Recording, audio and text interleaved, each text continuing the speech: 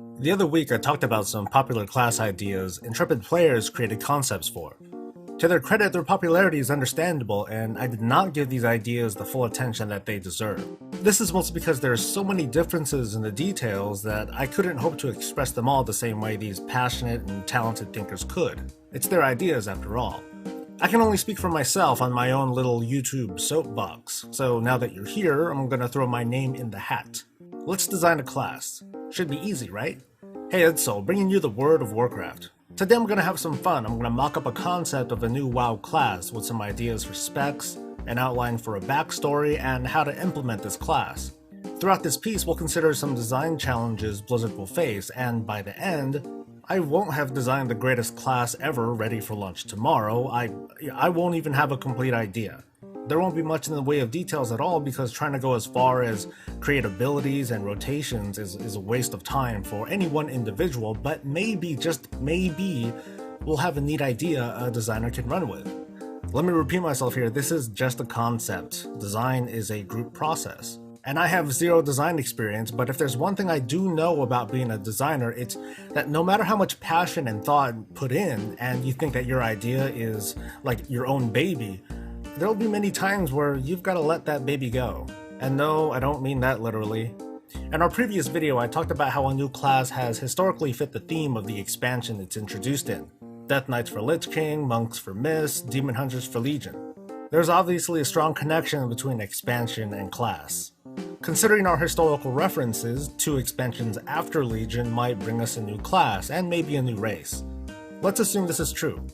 What could the next expansion be? Popular ideas include a trip to Argus, the South Seas, another continent in Azeroth, the Emerald Dream, a Void Lord kind of world, and well, the list goes on. This narrows our list of possible classes somewhat, but I want to challenge that restriction. Does the class absolutely have to fit the expansion's theme? I'm going to throw a limb out there and say no, maybe not.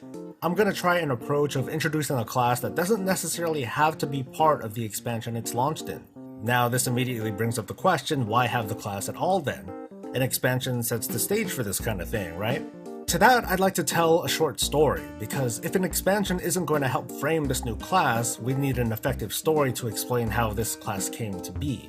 Or if it was always there. This is the story of one man who's lived throughout WoW's story thus far, but has been overlooked until now. We don't know his or her name, but let's call him Bill. Let's make Bill a human, and let's have the starting experience begin in Westfall. Oh, and did I mention that this experience starts as kind of a flashback all the way back to the days of classic WoW? Well, I just did. Bill works for a group of scavengers. This is no ordinary group though, it's more like a company that follows the exploits of the latest happenings in Azeroth.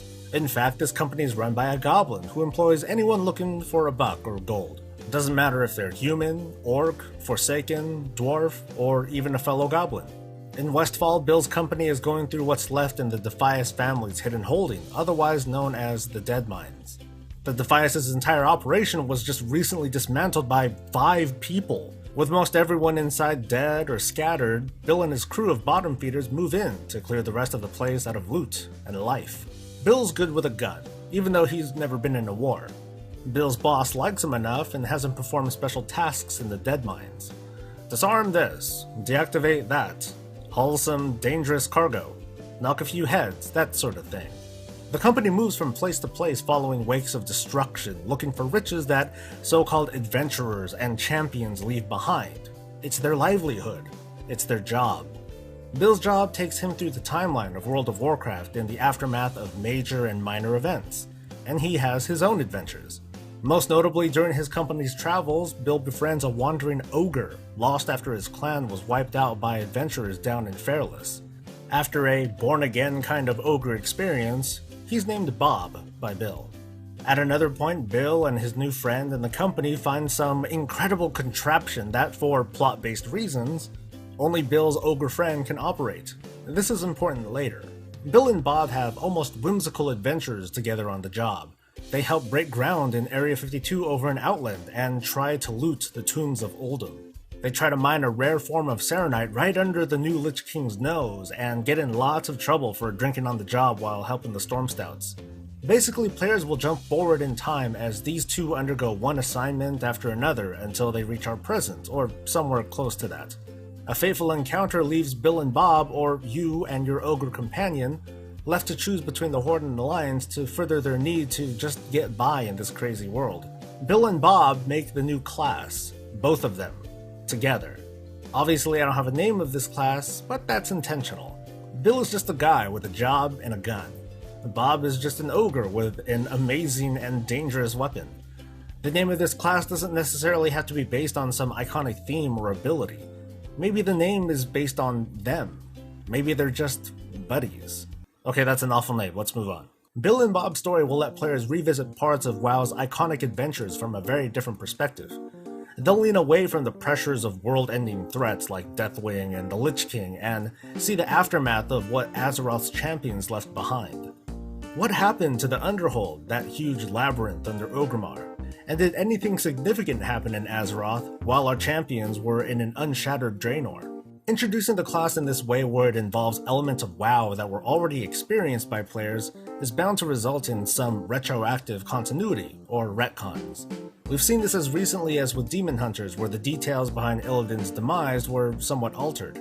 Part of the premise of this class isn't just to bring in something new, but to give additional narrative and nuance to the WoW that was left behind.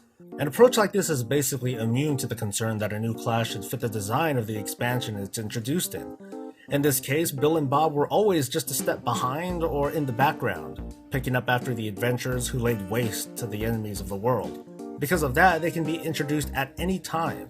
12 years of WoW allows for this kind of idea.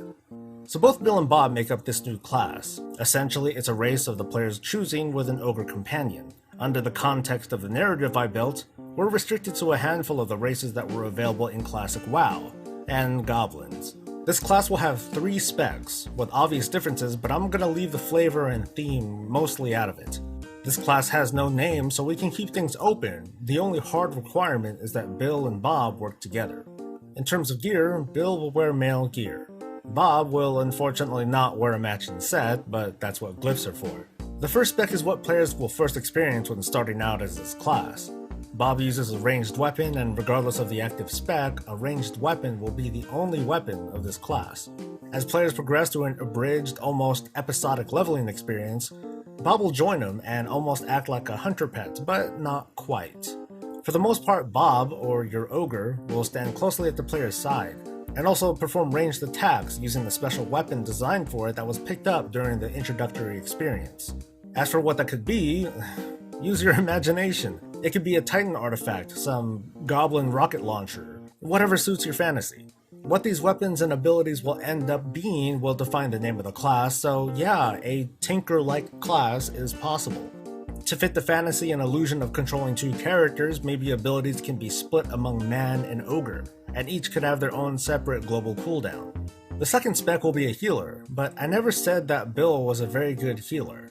Maybe Bill can perform first aid techniques while Bob uses his magical, technological Mary Sue weapon to heal. It'd be neat if players could assign their ogre companion to follow an assigned ally around and throw heals at other nearby allies, and its target too, while your main character used, I don't know, long-range bandage technology or a healing spray cannon, I don't know. The third spec will be a melee spec, and it wouldn't be right if Bill was clubbing enemies with his ranged weapon while Bob played cheerleader.